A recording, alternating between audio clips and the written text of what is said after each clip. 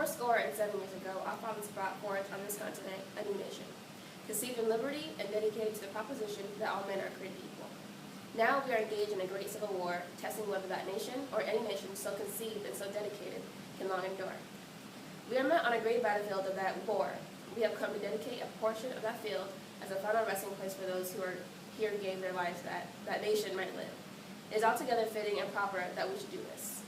But in a larger sense, we cannot dedicate, we cannot consecrate, we cannot hallow this ground.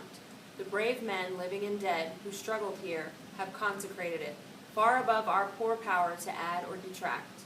The world will little note, nor long remember what we say here, but it can never forget what they did here.